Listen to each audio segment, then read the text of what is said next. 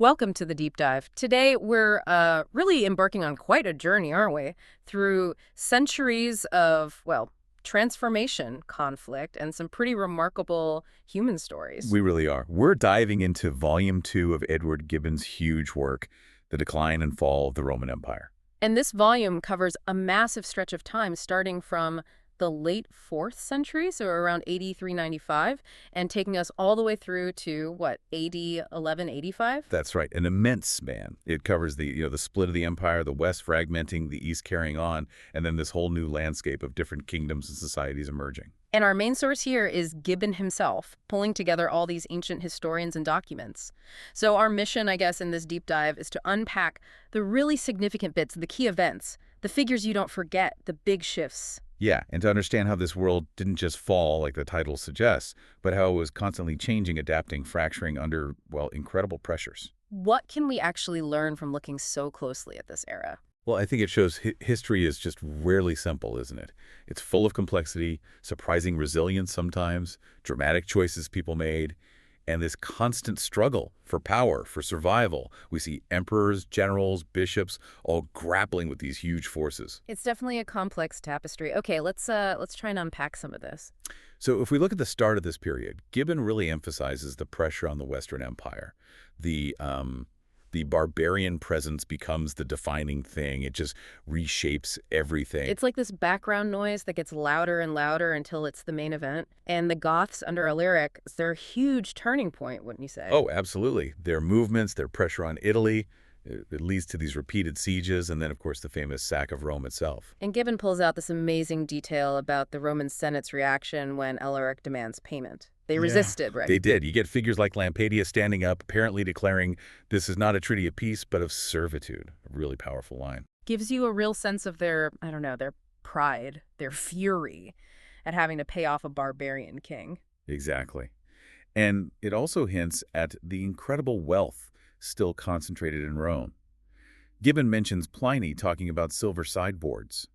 Just the sideboards holding more silver than Scipio brought back from conquering Carthage. Wow. So the riches were definitely still there, a very tempting target. Huge contrast, isn't it? Massive private wealth, but a state that's visibly weakening. And that weakening is really symbolized by the Emperor Honorius retreating to Ravenna. Yes, Ravenna becomes the new capital for the West, effectively. Gibbon goes into detail about why its strategic advantages. It was basically a fortress surrounded by marshes. Pretty much, yeah. Almost impossible to attack directly, only accessible by this narrow causeway. He even notes things like the tides keeping the air cleaner than you'd expect for a marsh, and the sea slowly retreating over time, making it even harder for big ships to get close. A swamp fortress, like you said. And it worked. Not just Honorius, but later Gothic kings used it as their capital too. It shows the empire thinking purely defensively, pulling back from the traditional heartland. Right. And while the emperor's sort of tucked away in Ravenna, the actual imperial throne becomes incredibly shaky. After Valentinian III dies, the sources list, what, 9 emperors in just 20 years? 9 in 20 years. That just screams chaos at the top, doesn't it? A complete lack of central control. And Gibbon brings us to that final, almost symbolic moment. Orestes and his son, Romulus Augustulus. The names. It's almost too much. Romulus, the founder, and Augustulus, the little Augustus. Like history's having a dark joke. A profound irony. And this young man, apparently chosen just for his looks, gets deposed by Odoacer. But what's striking, Gibbon notes, is the clemency shown. Romulus isn't killed. He's exiled to the Lucullan villa down in Campania. And Gibbon makes a point about that location, doesn't he?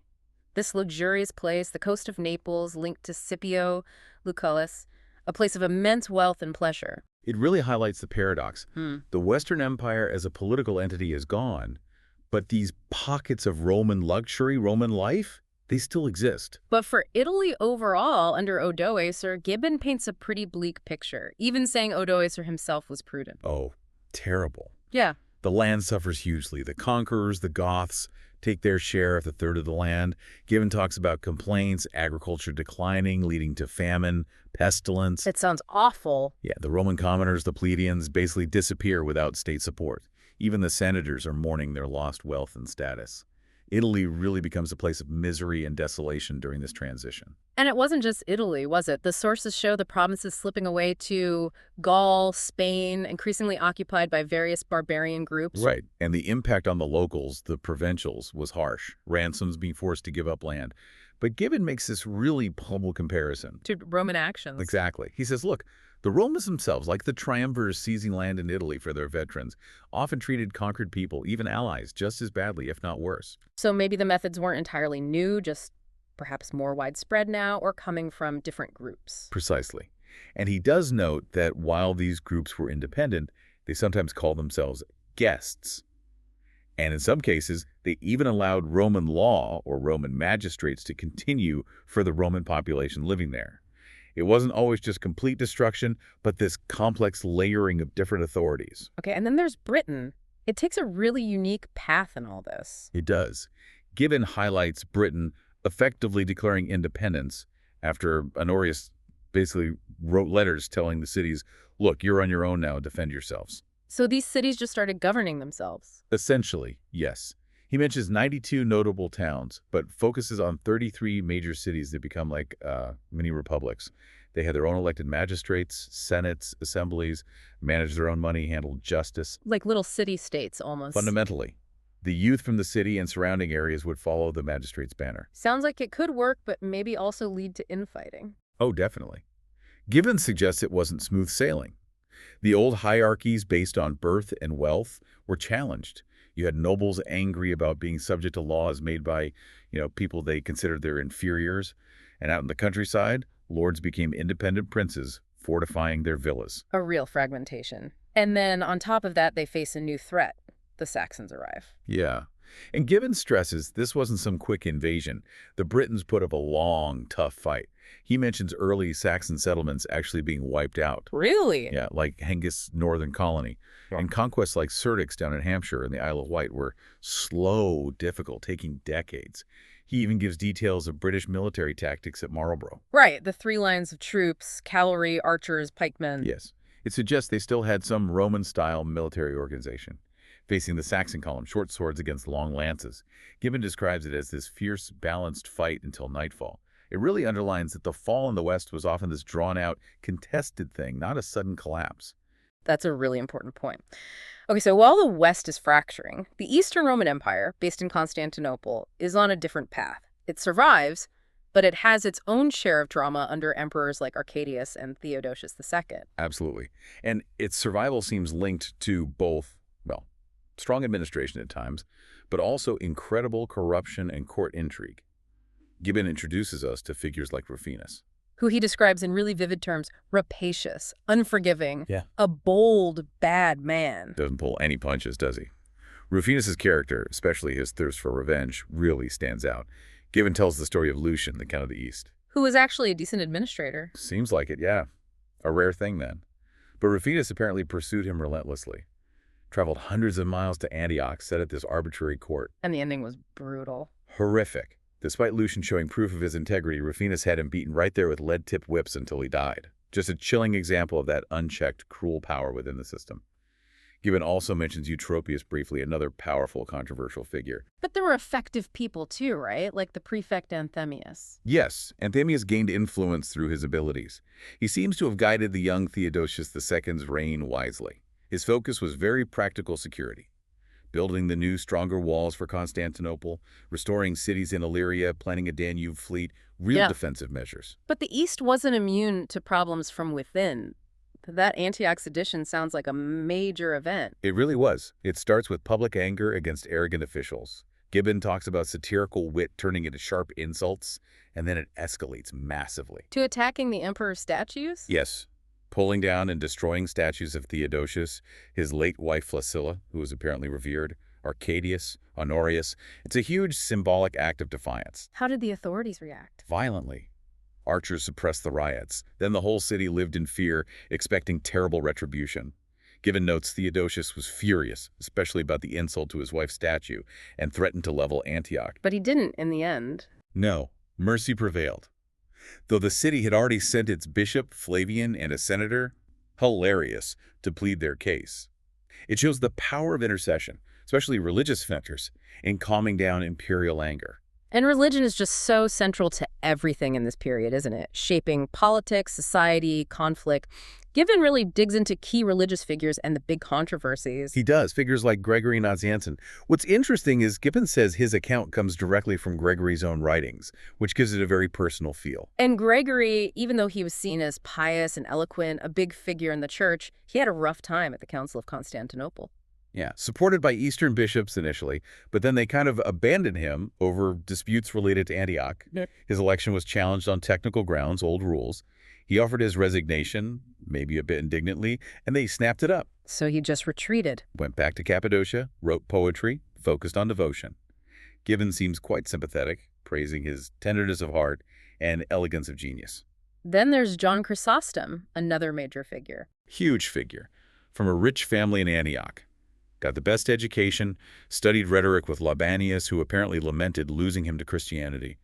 Chrysostom gave up law, went through 6 years of really harsh penance, and later used church money to set up hospitals. And his preaching was famous. Legendary, according to the sources.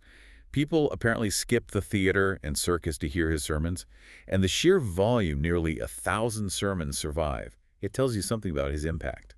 Okay, moving to a much darker portrayal. Theophilus of Alexandria. Gibbon does not seem to like him. Not at all. Calls him an enemy of peace and virtue, a bold, bad man, driven by gold and violence. His campaign against paganism is shown as particularly destructive. Leading to the destruction of the Serapeum library. Yes, that huge cultural loss. Gibbon mentions the pagan resistance, led by someone called Olympius, and cruelties on both sides. But the demolition was total, just foundations left. He specifically notes the later regret over losing the library's contents, the compositions of ancient genius. And Gibbon contrasts this Christian-led destruction with earlier Roman persecutions. He does. He points out that pagans often just submitted. They didn't resist with the same kind of fervor as the early Christians had. It really highlights this troubling side of religious power taking over. This era also sees monasticism becoming a really powerful force. Hugely powerful. For many, it was seen as the road to salvation. But Gibbon points out, it also became a path to earthly power, wealth, honors, monks becoming influential bishops. He describes their recruiting methods, too. Yeah, sometimes using flattery or even seduction to draw people from noble families into the monastic life. This apparently caused distress to fathers and led women, like Paula with Jerome, to renounce their domestic lives. It shows the immense social pull it had. And this intense religious climate also fuels conflict with the barbarian groups, right? Because many of them were Arian Christians. Exactly. Ulfilas translates the Bible into Gothic, and Arianism spreads widely among Goths, Vandals, Burgundians, Suevi. This difference in faith orthodox Roman versus Arian barbarian becomes a major fault line, a justification for conflict. Which leads to persecution by Arian rulers against the Orthodox. Unrik the Vandal in Africa is Gibbon's prime example. He apparently copied imperial laws, but aimed them at Orthodox Christians. And Gibbon points out this incredible irony. What was that? That the Orthodox Catholics were quick to condemn Huneric when he persecuted other groups, like the Manichaeans, burning them, banishing them, but bitterly resented it when they were the ones being persecuted. So persecution is only bad when it's happening to us. Pretty much sums it up. Gibbon details this conference in Carthage. Hundreds of bishops, presided over by the Arian Cyrilla. The results were brutal. Martyrs, confessors, people forced to conform, exile. Famously, 302 bishops were sent off to cut timber in Corsica. They even passed a law trying to stop new Orthodox bishops being appointed. Wow. But eventually some barbarian kingdoms do switch back to Orthodox, or rather, Catholic Christianity. Yes, the Franks under Clovis are the key example. They convert to Catholicism. Gibbon links it to a victory at Tolbiac and the influence of St. Martin, but he stresses the contrast between Clovis's faith and his actions. Right. Clovis is portrayed as this incredibly bloody character, assassinating relatives left and right. Yet he's hailed as the first Catholic king. Gibbon notes that at the time of his baptism, he was basically the only major Catholic ruler in the West, which gave him huge standing with the Roman populations and the Church. A very politically useful conversion. And Spain, under the Visigoths, eventually converts too.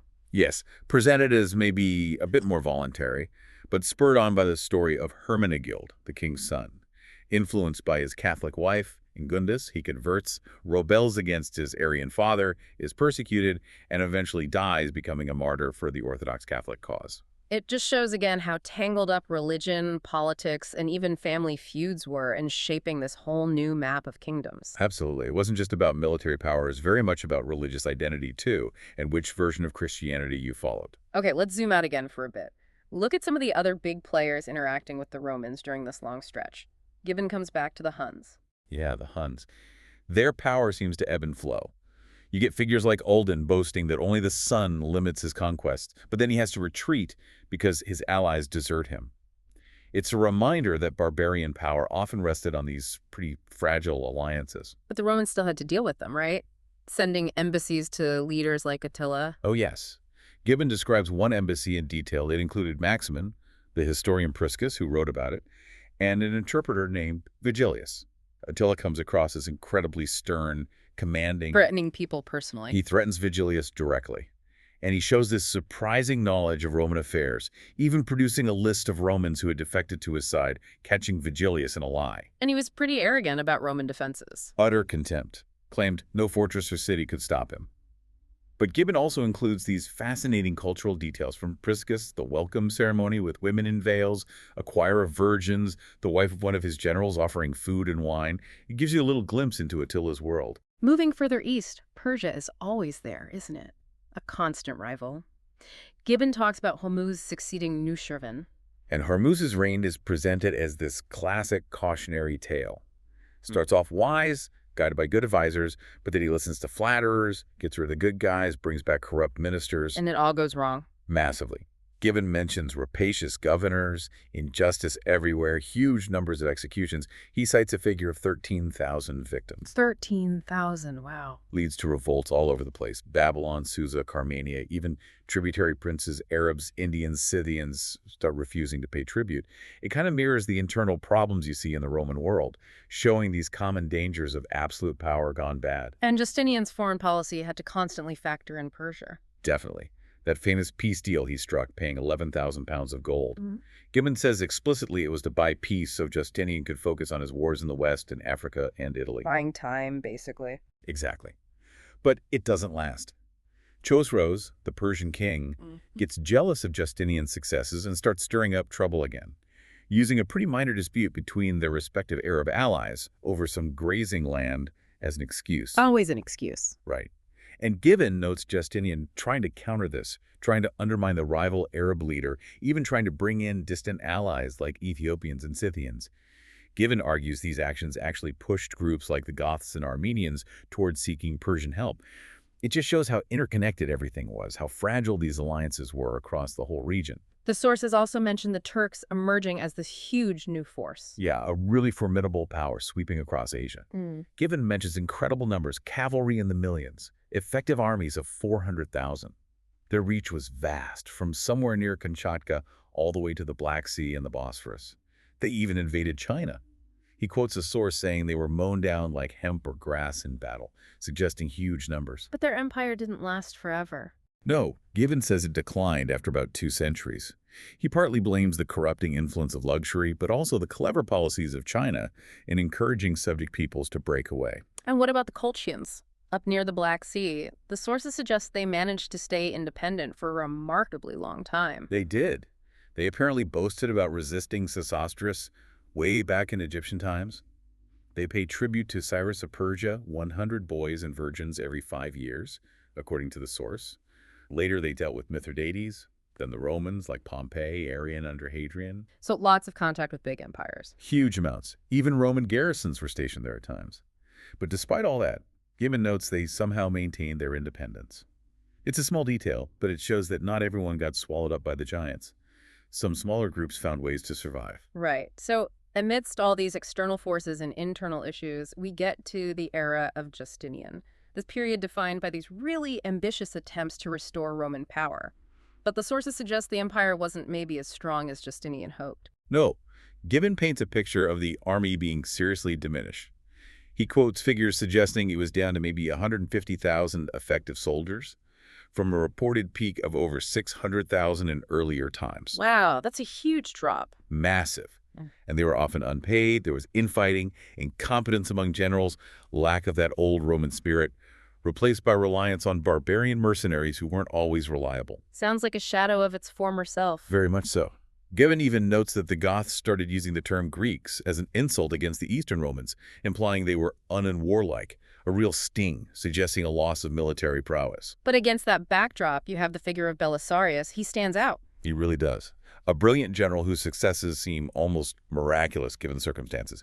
His conquest of Vandal Africa, defeating King Gelimer, is a major highlight. Gibbon gives details about the key battle, Tricameron. Yes, where the Romans were apparently outnumbered 10-1, but Belisarius' tactics won the day with incredibly low Roman losses, maybe 50 Romans killed, versus 800 Vandals. But Gibbon notes this victory essentially led to the extinction of the Vandal nation. Extinction. That's a strong word. And the aftermath in Africa under Justinian's rule sounds absolutely devastating. Horrific. Procopius, the historian who was there, estimated 5 million Africans died in the wars, and from the oppressive government that followed. Gibbon echoes this, describing desolation so bad a traveler could go for days without seeing anyone. The Vandals, the Moors, basically wiped out. So this restoration came at an unbelievable human cost. Belisarius then turns his attention to Italy. Right. He captures Naples, he's welcomed into Rome, but then he finds himself besieged in Rome by Vichiges and the Goths. And the Goths try using the aqueducts to get in. Yeah, the very tactic Belisarius had used successfully when he took Naples. Now it's try against him. The siege causes terrible hardship in Rome, scarcity, discontent. But Gibbon emphasizes Belisarius' determination. He refuses any talk of surrender or escape. He holds the city. Around Justinian himself, the sources paint a picture of a court full of these really complex, sometimes quite awful figures. Oh, absolutely. Empress Theodora, naturally, a huge influence. Gibbon mentions her stepping in to protect Antonina, Belisarius' wife. Antonina sounds like a force to be reckoned with herself. Definitely. Gibbon describes her as greedy, powerful. He tells this scandalous story about her affair with her godson Theodosius. Her own son, Photius, exposed it. But Theodora intervened, not just protecting Antonina, but making sure Theodosius was captured. And Antonina's cruelty towards Photius, imprisoning him, torturing him, even though he stayed loyal to Belisarius. It's a glimpse into a pretty ruthless world. And then there's John of Cappadocia, the Praetorian prefect. Right, the top finance guy, basically. Gibbon portrays him as deeply corrupt, greedy, but also having this sort of raw talent, the native genius for finding money and solutions for Justinian. He lacked formal education, but was cunning. And Justinian kept him around despite public anger. Yeah, he survived riots because Justinian valued him. He built a huge fortune by ruining others. Gibbon paints this picture of him working all day, enriching himself and Justinian, spending nights in debauchery, but constantly afraid of being assassinated. His survival shows how much Justinian relied on him, or perhaps benefited from his methods. What about Tribonian, the legal expert behind Justinian's code? The key figure in compiling the Pandex, the digest of Roman law. Gibbon credits him with extracting the useful bits, focusing on jurists from the age of the Antonines. He does address the criticism that Tribonian ignored the really old Republican lawyers like Cato or the Scaevolas. Why did he do that, according to Gibbon? For practicality, essentially. Not out of disrespect, but to create a code that was actually usable for the legal system then. Though Gibbon does mention the accusation that Tribonian might have deliberately altered some texts, corrupted them, possibly for his own reasons or Justinian's. Justinian's reign is also famous for all the building he did. Massive building projects. Gibbon says they were paid for with blood and treasure, but they definitely created an image of prosperity.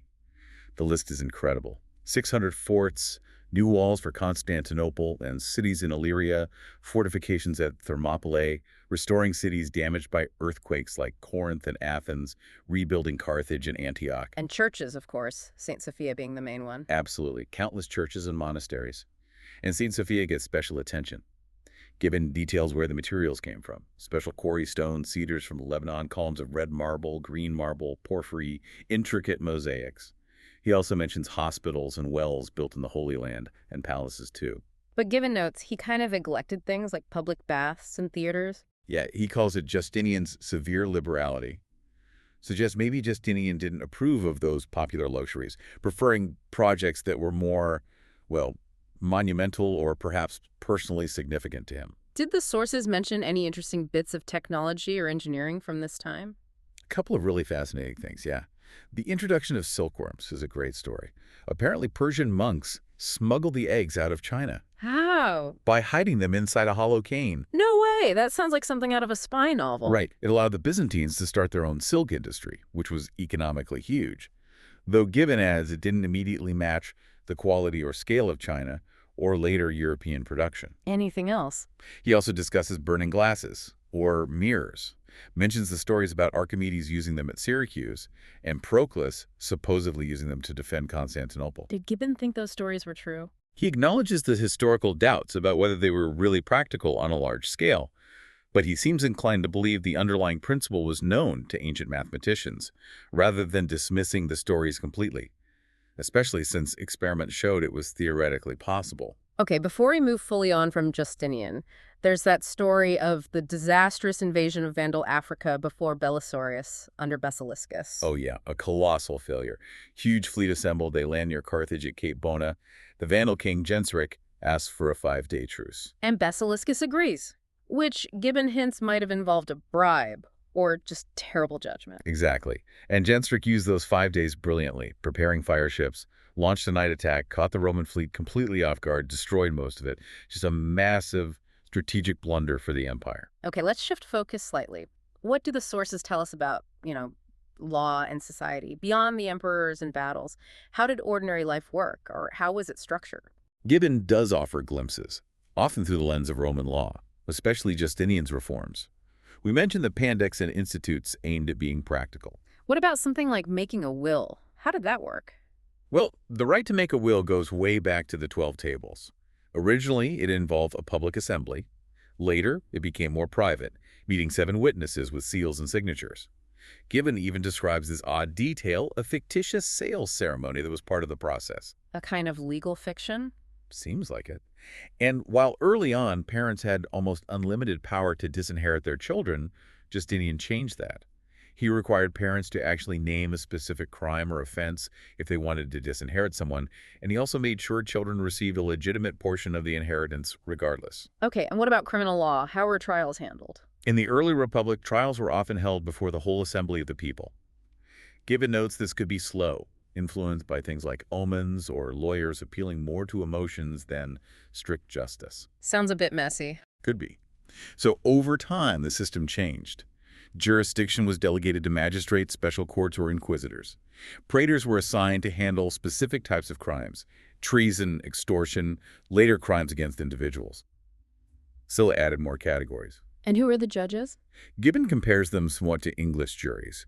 They were selected from lists, senators, equestrians, sometimes the people, potentially hundreds or thousands available. Their integrity was supposed to be ensured by an oath, their independence by using a ballot system, and impartiality by allowing both sides to challenge potential judges. He mentions Milo's trial needing 51 judges for the final vote. It shows the system trying, at least on paper, to be fair. Do we get any sense of the social structure, the classes? We mentioned nobles. Yeah, Roman nobles. Gibbon talks about their wealth coming from land and also, significantly, from usury lending money at interest, which he calls a lucrative practice. But he also says many wasted their fortunes on luxury, becoming dependent on their vast households of slaves and artisans. And lacking basic comforts we take for granted. That's a striking point Gibbon makes. He notes the absence of things like window glass or fine linen, arguing that these simple items brought more real comfort to later Europeans than all the extravagant wealth of Roman senators gave them. It's a really interesting perspective on what constitutes a good standard of living. The Frankish laws on homicide give another insight into social values, right, in the new kingdoms. Yes, it shows the shift from pure revenge culture to a system of financial compensation, the wergild, the price of blood. But the most telling part is what Gibbon calls the national inequality built into it. Meaning your life was worth more depending on who you were. Exactly. Killing an Antrustion, a top Frankish noble warrior, cost 600 gold pieces. A noble Roman provincial, 300. An ordinary Frank, 200. And a lower-class Roman, maybe only 100 or even just 50. Wow, that's brutal. It is. Gibbon is quite critical, saying it wasn't based on justice but on policy, valuing the loss of a useful soldier far more than a civilian or someone seen as subservient. It starkly reveals the new social hierarchy being legally enforced by the conquerors. A very clear example of power shaping the law. What about learning? Did centers of knowledge survive all this turmoil? Some did. Athens, Gibbon notes, remained a center for study long after its political power faded.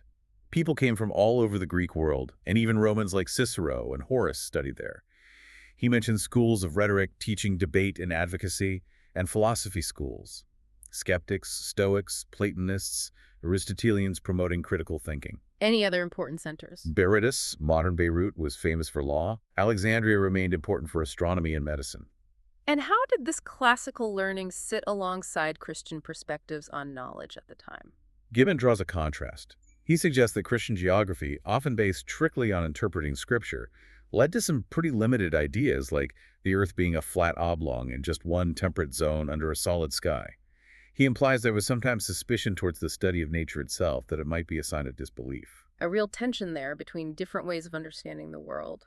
Definitely. It raises questions about how different kinds of authority, whether it's religious texts or classical reason, shape what people accept as knowledge. We have covered just an incredible amount of ground in this deep dive, haven't we?